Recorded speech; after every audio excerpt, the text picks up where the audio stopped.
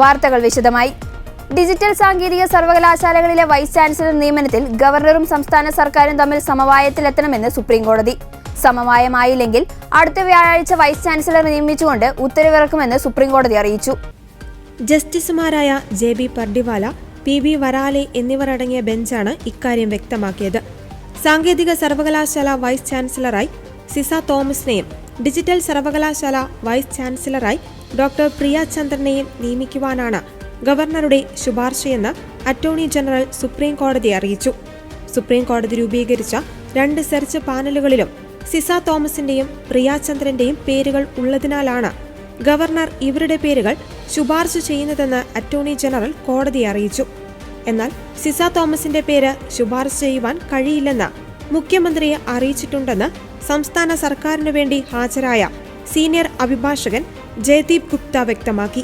തുടർന്നാണ് പ്രതിസന്ധി പരിഹരിക്കുന്നതിന് ചർച്ച നടത്തുവാൻ സുപ്രീം കോടതി നിർദ്ദേശിച്ചത്. ഗവർണർക്കു വേണ്ടി അറ്റോർണി ജനറൽ R വെങ്കിട്ടരമണി, അഭിഭാഷകൻ വെങ്കിട്ട സുബ്രഹ്മണ്യം എന്നിവർ ഹാജരായി. സംസ്ഥാന സർക്കാരിനു വേണ്ടി സീനിയർ അഭിഭാഷകൻ Jaideep Gupta, standing counsel CK Sasi എന്നിവർ ഹാജരായി. സാങ്കേതിക സർവകലാശാല വൈസ് ചാൻസലറായി സിസ തോമസിനെ നിയമിക്കുവാനാണ് ഗവർണർ നൽകിയിരിക്കുന്ന ശുപാർശ. എന്നാൽ ഈ ശുപാർശ ഒരു കാരണവശാലും അംഗീകരിക്കുവാൻ സംസ്ഥാന സർക്കാർ തയ്യാറല്ല. സിസയ്ക്കെതിരെ 1 ഡസൻ ആരോപണങ്ങളാണ് സർക്കാരിനുള്ളത്. മോഷണക്കുറ്റം വരെ അതിലുണ്ട്.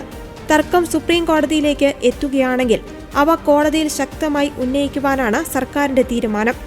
ഡിജിറ്റൽ സർവകലാശാല വൈസ് ചാൻസലർ നിയമനത്തിനായി മുഖ്യമന്ത്രി പിണറായി വിജയൻ ചാൻസലർക്ക് കൈമാറിയ മുൻഗണനാ പാനലിൽ 1ാം സ്ഥാനത്ത് ഡോക്ടർ സജി ഗോപിനാഥാണുള്ളത്. 2ാം സ്ഥാനത്തുള്ളത് രാജശ്രീ MS-ഉം.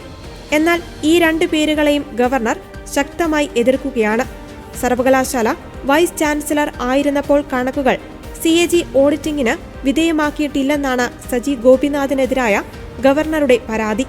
ഉന്നത വിദ്യാഭ്യാസ മന്ത്രിക്ക് വേണ്ടി അനധികൃത അദാലത്ത് നടത്തി തോറ്റ എഞ്ചിനീയറിംഗ് വിദ്യാർത്ഥികളെ വിജയിപ്പിച്ച വ്യക്തിയാണ് രാജശ്രീ എന്നാണ് ഗവർണറുടെ ആരോപണം. 2 പേരും സർക്കാരുമായും CPM-ഉമായും അടുത്ത ബന്ധമുള്ളവരാണെന്നാണ് ഗവർണറുമായി ബന്ധപ്പെട്ട കേന്ദ്രങ്ങൾ പറയുന്നത്.